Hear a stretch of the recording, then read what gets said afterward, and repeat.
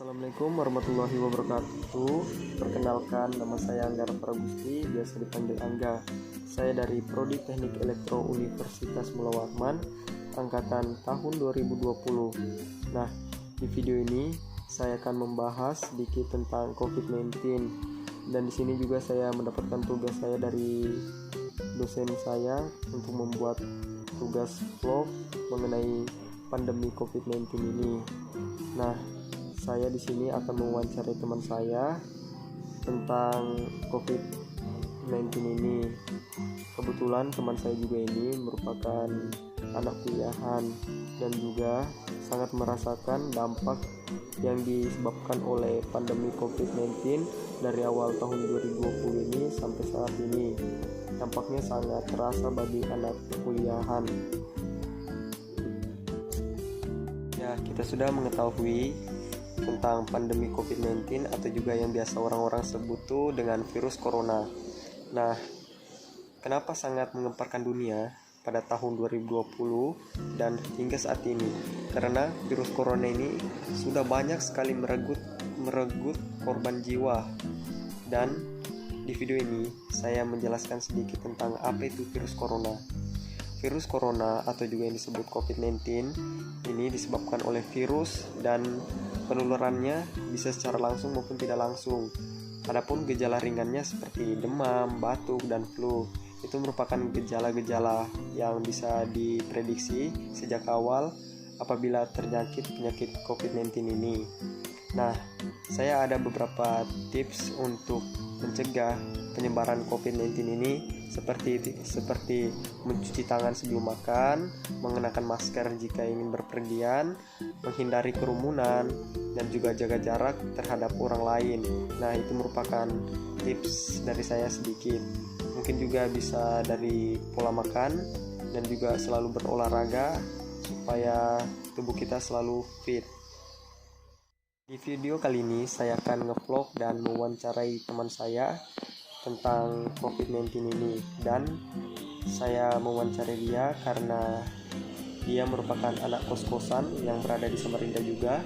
Saya ingin bertanya mengenai COVID-19 dan juga kendala yang dihadapinya saat pandemi saat ini. Berikut videonya. Bersama teman saya yang bernama Aryanggata. Jadi di sini saya akan mewawancarai mengenai dampak COVID di kehidupan perkuliahannya, terkhusus saat mencari tempat tinggal.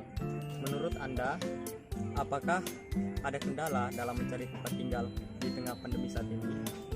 Baiklah, jadi dari pengalaman saya selama ini di COVID-19 ini, mencari tempat tinggal itu sangat susah karena kita tidak bisa datang langsung ke tempatnya, atau kita tidak bisa datang langsung ke Samarinda buat lihat lokasinya, buat cari langsung. Jadi kadang tidak sesuai ekspektasi kita tempat yang kita dapat, jadi terkendala banget lah.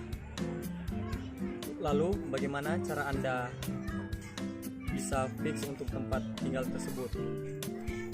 Jadi cara saya buat cari tempat tinggal selama COVID-19 ini, saya memanfaatkan media sosial dengan relasi-relasi seperti teman-teman saya. Jadi saya mencari di Google, di Facebook atau di forum-forum lainnya mengenai kos-kosan di Samarinda.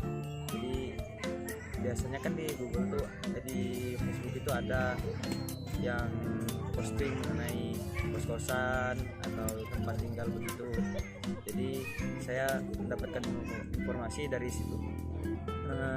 Apakah ada perbedaan dalam mencari tempat tinggal sebelum dan sesudah pandemi saat ini? Kalau perbedaan dalam mencari tempat tinggal sebelum pandemi atau sesudah pandemi sih jelas ada dan terasa banget ya, karena kalau sebelum pandemi itu kita bisa turun langsung ke tempatnya tanpa harus ribet-ribet persyaratan untuk bisa keluar kota. Habis itu bisa lihat langsung tempatnya itu gimana, bisa langsung tanya-tanya ke orangnya, lihat daerah-daerah sekitar. Nah, kalau selama pandemi ini cari tempat itu kan kita tidak bisa turun langsung, jadi ya kita betul-betul hanya bisa memanfaatkan media sosial dan cuma lihat dari bentuk foto dan keterangan-keterangan lainnya aja, jadi berbeda banget lah Ya, Mungkin ini sedikit video vlog dari saya. Semoga bermanfaat dan saya ingin menekankan kembali di sini cara untuk mencegah penyebaran COVID-19 dengan cara itu yang pertama mencuci tangan. Di sini mencuci tangan bukan hanya sekedar menggunakan air, tetapi juga menggunakan sabun dan juga menggosok-gosok kedua tangan dan juga sela-sela jari sampai ujung kuku. Menggunakan air yang mengalir minimal selama 20 detik. Dan kedua juga di sini menerapkan social distancing, itu menjaga jarak 1 meter terhadap orang lain.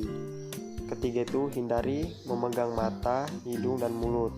Nah, di sini disarankan itu karena setelah kita memegang benda, jangan lakukan memegang mata, hidung dan mulut. Takutnya nanti terkontaminasi dengan benda-benda yang sudah tercemar oleh virus corona itu.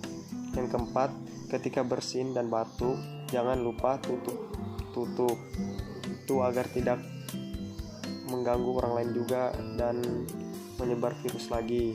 Yang kelima itu tetap di rumah. Apabila tidak ada kepentingan, tetaplah stay di rumah, jangan keluyuran. Dan keenam itu bersihkan permukaan yang sering disentuh. Nah, yang ini sering sekali, seperti penggunaan handphone, laptop, itu kan sering sekali kita gunakan. Jadi disarankan untuk membersihkannya setiap waktu. Dan yang ketujuh itu cari tahu informasi akurat tentang COVID-19 ini, dan juga dengarkan himbauan pemerintah. Oke, sekian, terima kasih. Apabila ada kesalahan kata yang tidak saya sengaja, mohon dimaafkan. Sekian, assalamualaikum warahmatullahi wabarakatuh.